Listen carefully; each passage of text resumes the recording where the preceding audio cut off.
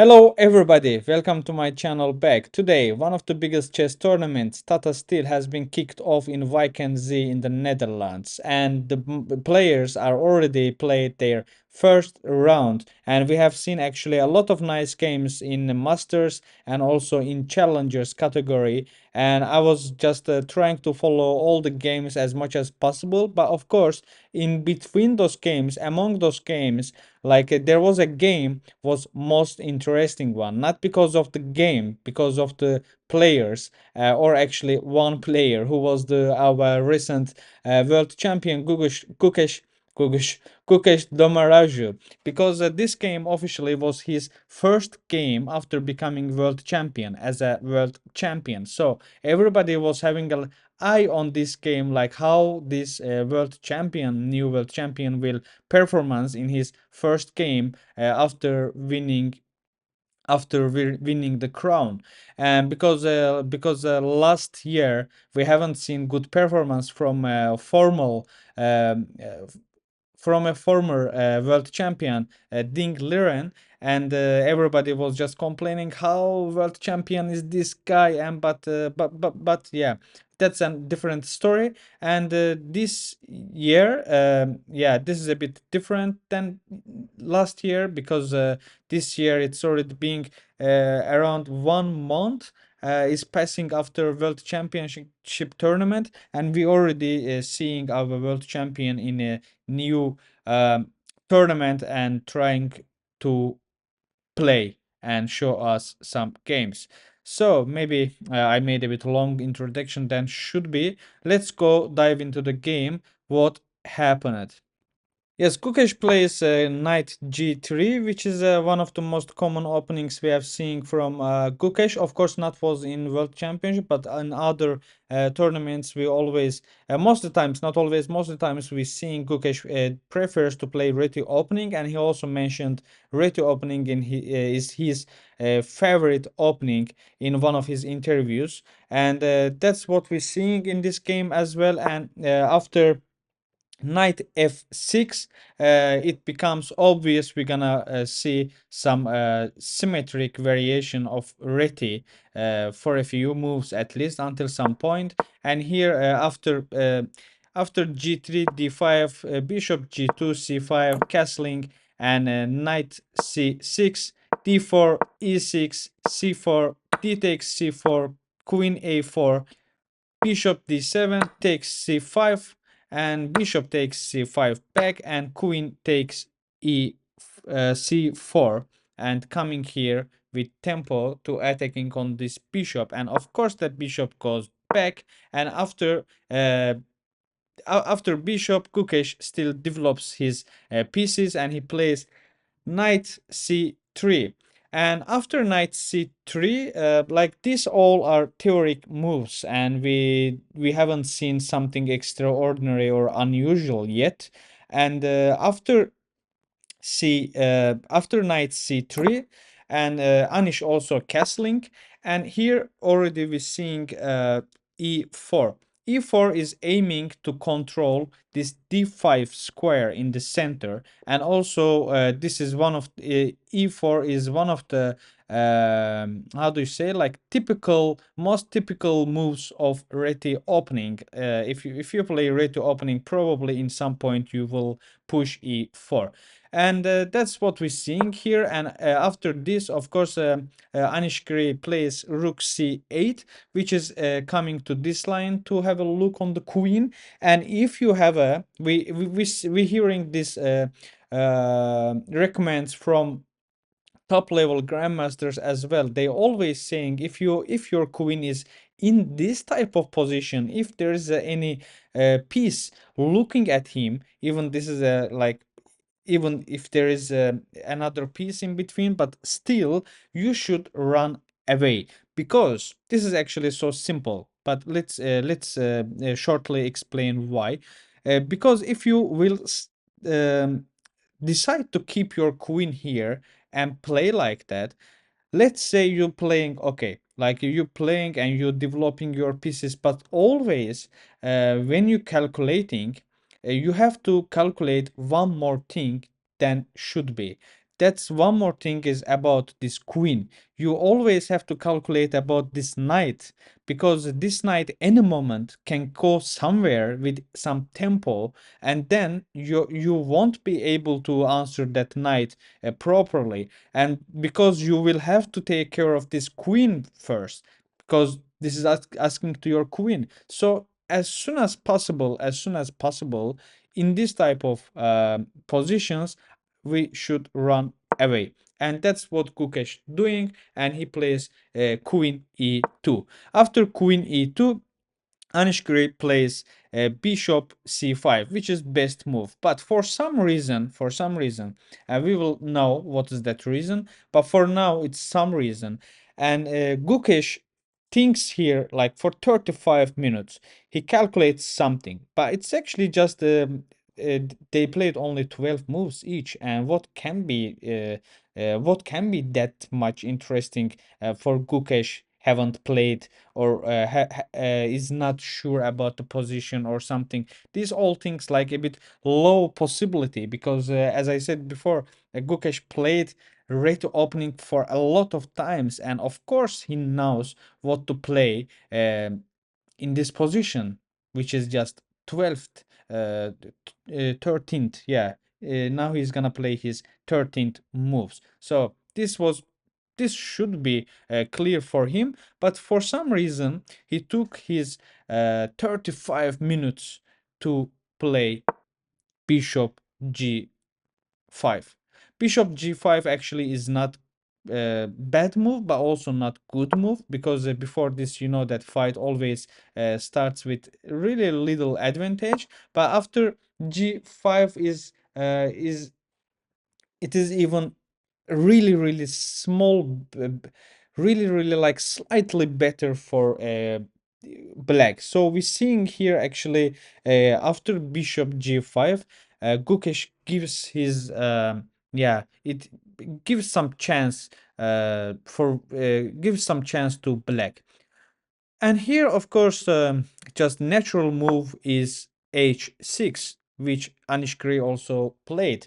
And but after h6, normally we're seeing either you have to come here, which is also doesn't make sense anymore. But before that, I mean, before bishop g5, bishop f4 was best move to play this, but he didn't prefer it, as we see, like he played bishop g5. Okay, and here Anishkari plays h6, but now you have to play something accurate, like I think either you have to come here or here, like I don't know the really deep analyze or ideas of those moves, like what's gonna happen if you come here, and if you take, you take, and probably you will go here to attack on this. Then he plays uh, a6 to liberate his knight here, otherwise he has to keep his knight here to protect it, and then you can go for other yeah, ideas. I don't know what are the details of those variations, but at least those are the one of those variations should be played. But Gukesh makes something completely different. He goes bishop h4, which means you're losing your bishop or your knight, and we're gonna see that in a bit. Of course, g5 is completely natural move, and here, yeah, you have to sacrifice either your bishop, either your knight. There is no way, and you're gonna lose one of them. And here Gukesh takes, and takes back and takes. Here Gukesh actually took 2 pawns, uh, and then he gave one knight. Of course, one knight is way more important than 2 pounds, even maybe important than um 3 pounds. And of course, it depends on the position, on the situation. But in this position, yeah, as you can see, Stockfish also says this wasn't good idea, and here black has actually better position. And after bishop g5, and here Anish plays e5. E5 is great move, because he also opens the front of this this bishop, and also he can build here some battery, and which since he has one more material, so why not to come here and also trade the fianchetto, and yeah, just playing like this. So e5 is pretty good move, and to open this line. And here Gukesh plays uh, Gukesh plays queen d2, the probably aiming to put his bishop here and then bring your queen to g5 to attack, and then it's actually just a checkmate. But after queen d2, yeah, Anish Giri goes back with his bishop and to liberate his knight from this pinning, and then also actually before this bishop he can't play with his queen as well, because then this knight is just yeah, gone. And this was the best move to play here, bishop e7. Then Gukesh plays bishop h6, as we all expect. And here actually there is only move keeps black alive.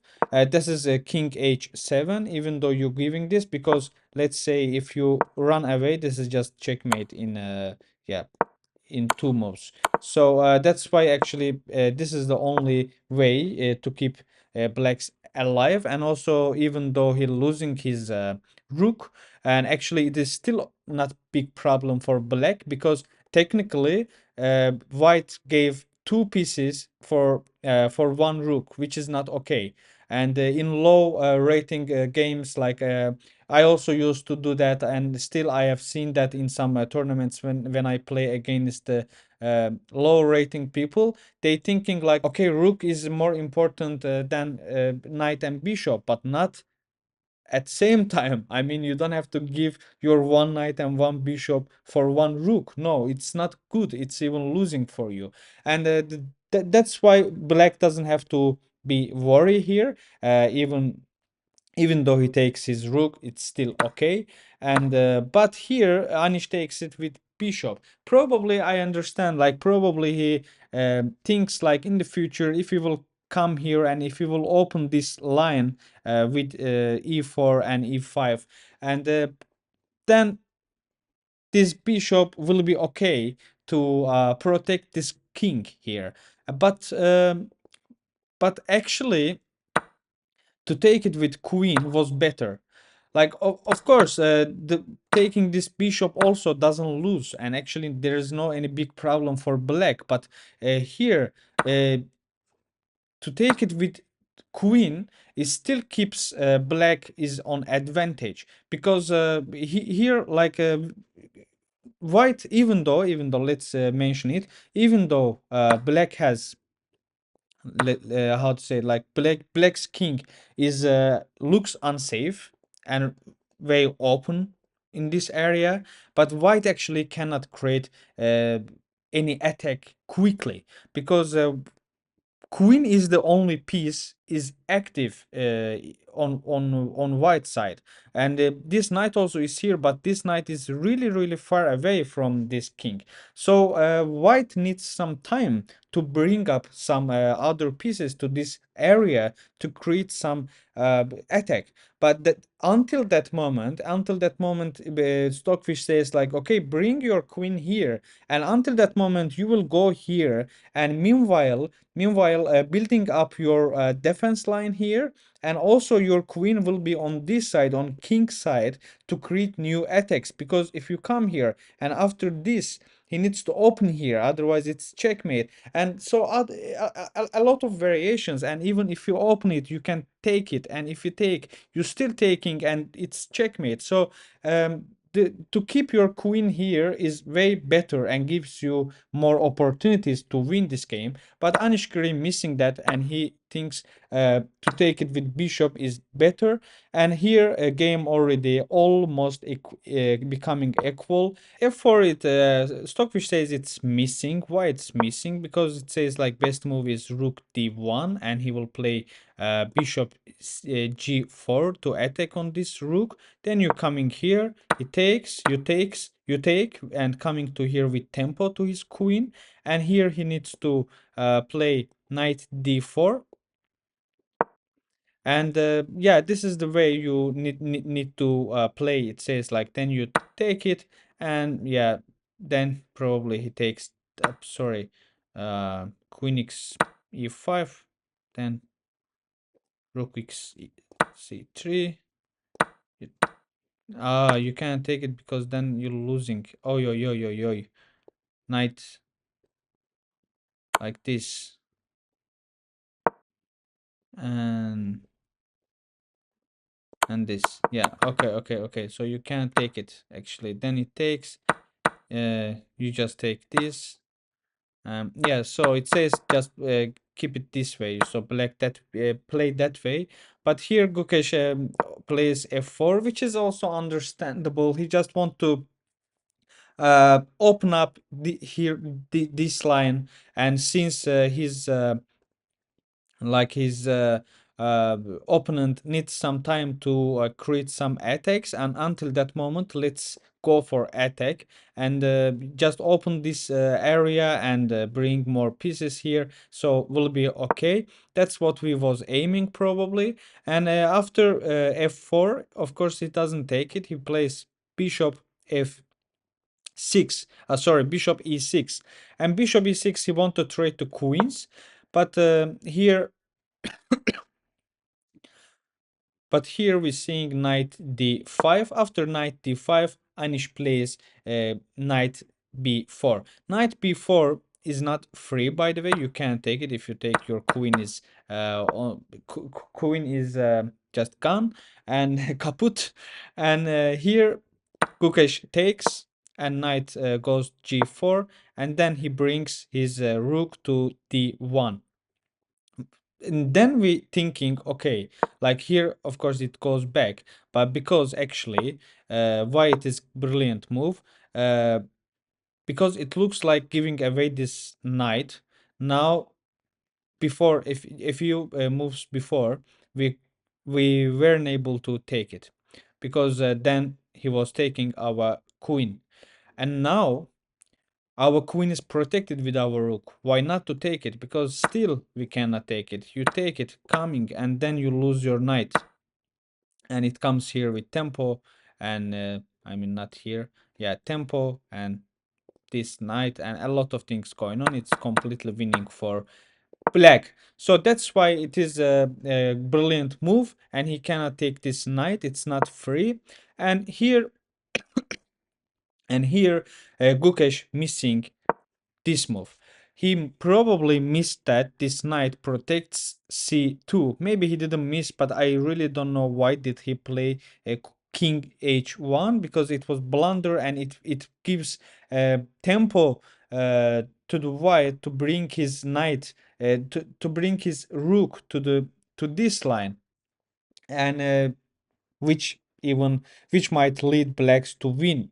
And here only square is f4, queen can go, and here knight takes knight. And by the way, here Gukesh plays f3, but why he doesn't take this knight? Take bishop comes here and attacking here, and then you cannot take this bishop because there is rook h2, and then king needs to come g1, then bishop.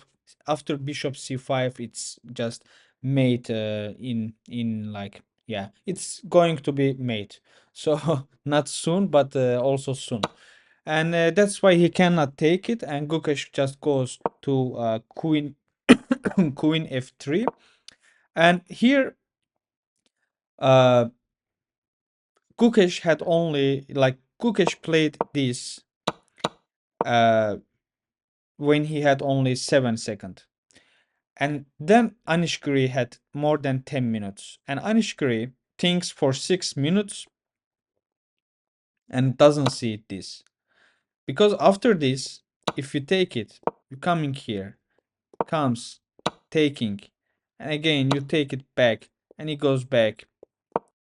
You take, coming here, and it's still like easily winning. But Anish doesn't see that, and he plays queen b6.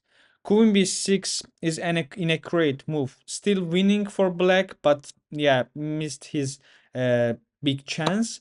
And here Gukesh takes back his knight, And rook f2 also is not is great move, and you can't just take it because then knight takes back. If you take, you just losing your yeah, you just losing your queen. That's why you can't take it, and so that's why Gukesh went to queen c3, and after queen c3, Anish plays bishop b4. Bishop b4 is an inaccurate and completely equalize the position here, but it's understandable, like, because they both have like less than 1 minute here, and yeah, he just missing. But actually, best move, it says best move is bishop f5.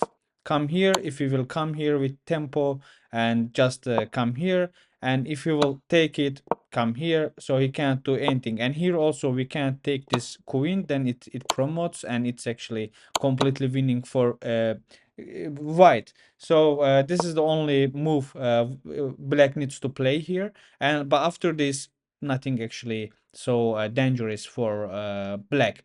But yeah, Anish didn't see that, and he preferred to play bishop b4.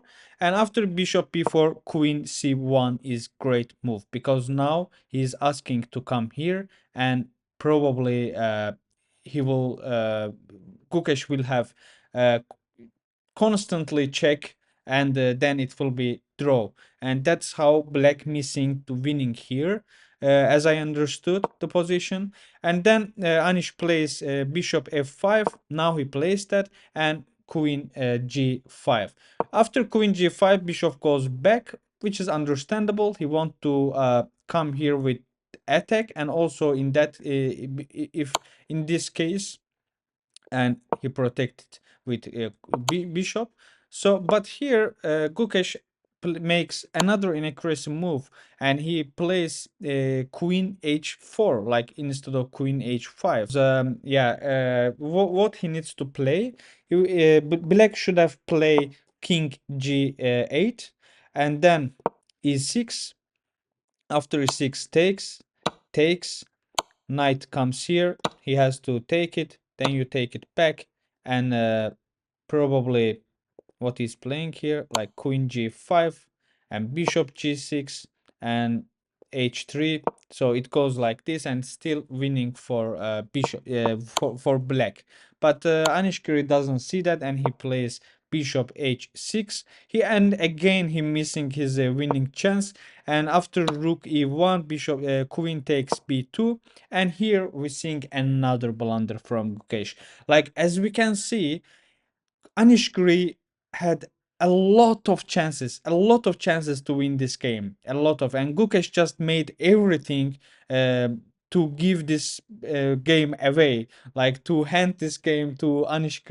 But yeah, and after this move, there is only one winning move, as far as I remember, and bishop, it should be bishop e4. And actually, Anish finds that move and takes. And after knight f2, it's as we can see, it's completely winning.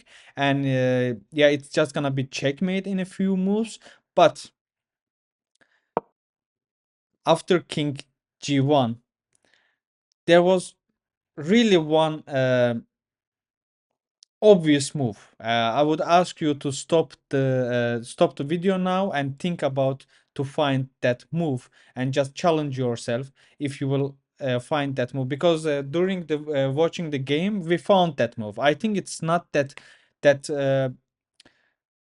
difficult to find, but probably because of the time pressure, Anish couldn't find it. The move was knight g4. Knight g4 was winning, because here you're asking for checkmate, and he cannot take it with tempo anymore. You will take his queen, and actually after knight g4, this is only move. This is the only move white has to play. So white actually literally gives his queen away to survive. And yeah, so this was the uh, this was the move Anish should have done, but he didn't find it, and he blundered queen b6. And after the game, he said he missed queen f6, and they were analyzing the game with Gukesh, and Anish Giri said like he didn't saw queen f6, and that's why he played it. And queen f6 is completely winning because it's a forcing trade, and you have to it's check and up, it's check and also asking for your queen, so you have to take that queen. And after, yeah, it's just completely just winning for black. And after this they played a few games, yeah, a few moves. And yeah, after rook e7, Anishkari resigned. Yes, this is what happened. That was so nice game to watch. I hope you guys also have enjoyed this recap. And don't forget to like this video, and also don't hesitate to subscribe to my channel to see more uh, chess contents. And also on Monday I will join Tata Steel tournaments as well. I will play in amateurs league, and also I will try to make a time to share my own games, and also another games from top players will be happen in Tata Steel. And yeah, thanks for watching. See you next time.